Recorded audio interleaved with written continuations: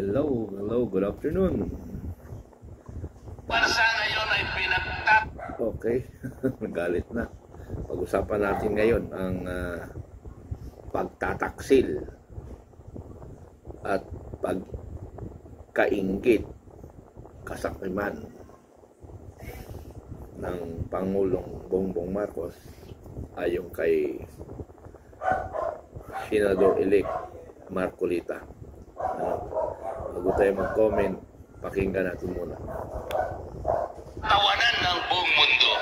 Alam po ba ninyo ng ICC nag-issue din ng warrant of arrest sa presidente ng Russia, Vladimir Putin, sapagkat sa nangyayaring labanan sa pagitan ng kanilang bansa at sa bansang Ukraine. Pero walang isa mang Ruso, walang isa mang mamamayan ng Russia ang nagtaguyod o nag-serve ng warrant kay President Vladimir Putin.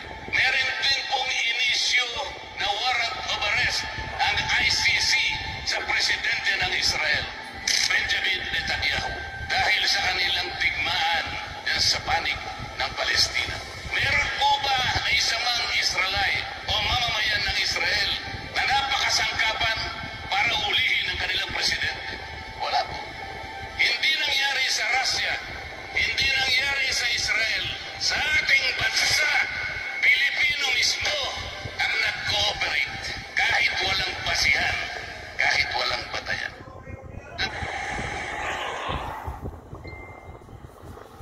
Davao City.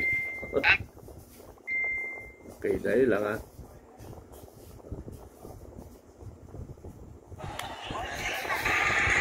Davao City.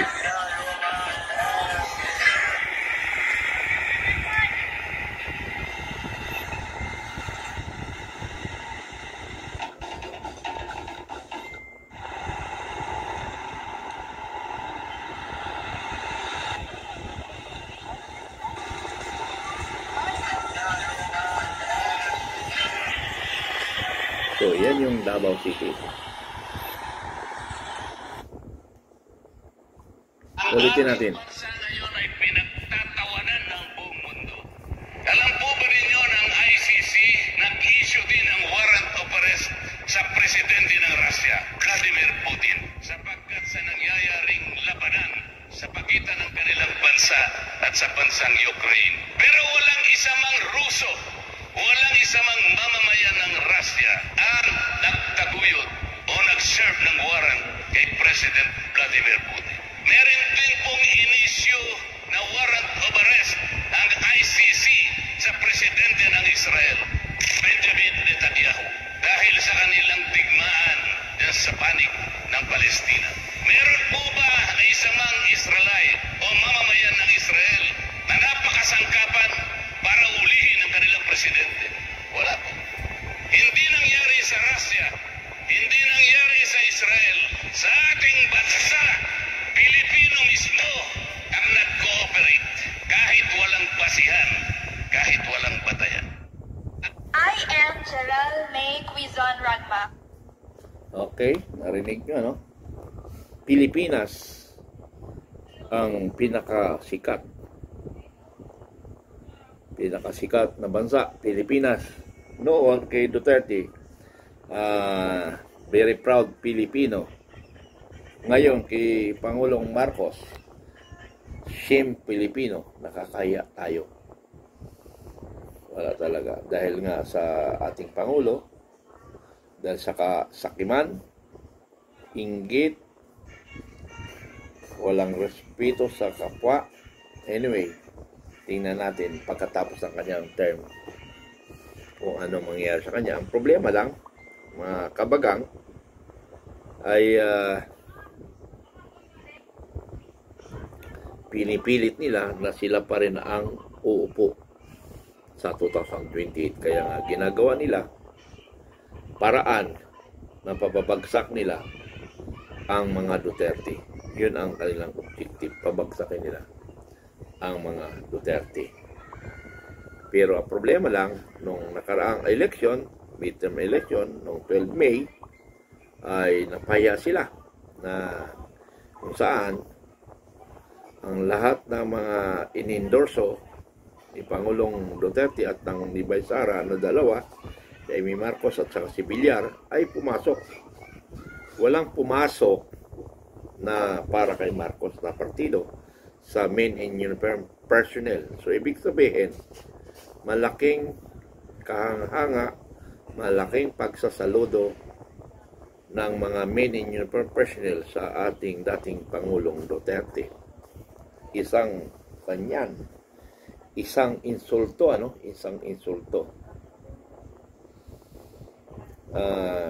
Bakit kasi ganito ang ating presidente? Dahil nga sa bangag siya, weak leader, tamad na leader, lumaki sa layaw, Jeprox,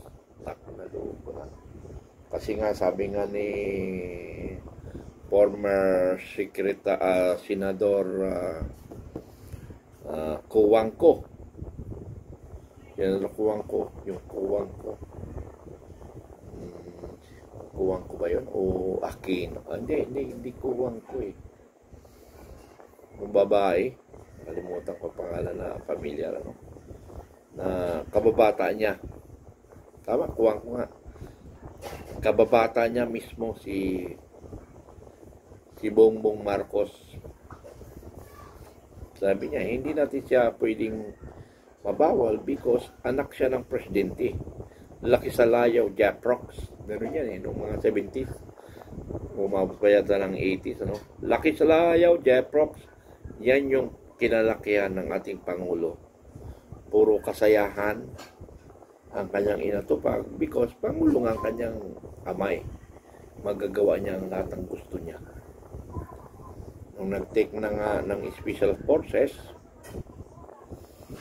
ang kanyang doktor is kapitan, ang kanyang security is senior pa sa kanya because anak nga siya ng Pangulo ng Pilipinas. So balik tayo sa bakit pinayagan ng sambayan ng Pilipino na ibigay natin ang ating Pangulo, ang ating dating Pangulo sa bansang Netherlands. Bakit? Bakit natin dalhin? Dahil hindi natin kaya si Duterte, dahil natakot kayo sa darating na 2028 election. Ganun ba yun? Ang hirap Ang hirap kasi. Ngayon may napababalita, away ng Marcos versus Marcos. Ngayon, mayroon naman Romualdez versus Romualdez. So, itong mga apelyido na ito ay mga sakit na sa lipunan. Hindi na dapat ilagay ito sa lipunan. Hindi na dapat paupuin sa gobyerno. Mabuti na lang Araneta. Wala pa Araneta versus Araneta. Pero isa ring suwail itong Araneta. Isang suwail pa rin itong Araneta. Na alam niyo sa totoo lang, ang nagpapatakbo ng Pilipinas ay ang ating Speaker of the House and the First Lady. Pero wala pa yata sa First Lady, naka-detain pa, So, ano kayang ginagawa ng ating presidente na ang asawa niya nasa kulungan? Ayun rin ang napala niya. Naka-detain pala, hindi naman makulong. Naka-detain Isang asawa ng presidente naka-detain only in the Philippines, only in the Philippines. Nakakatawa rin, So, nakakatawa talaga ang ating Pangulo. So, sana pala ko na magkaisa tayo. Magising tayo na kung sakaling manawagan pa at magkaisa, dapat magkaisa na tayo. Palitan natin ang ating Pangulo. Walang nagawa sa ating bansa. ang dami ng utang ang dami ng utang 16 trillion sa loob ng 3 taon. Kay Pangulong Duterte 7 trillion sa loob ng 6 taon. May pandemic pa. At marami pang project. Dito walang pandemic. At kulang pa ang project. 60 trillion ang utang. Grabe na. Kaya nga sabi ko, palakasin natin ang Filipino Guerrilla Forces. Kasi tayo ang babantay sa bansang Pilipinas. Ang lahat ng mga korap, kalabanin natin. Ano? Pero sa ngayon, medyo, sabi ko nga, magpalakas lang muna tayo. Ano? Magpalakas lang muna tayo. Filipino Guerrilla Forces. Magpalakas tayo.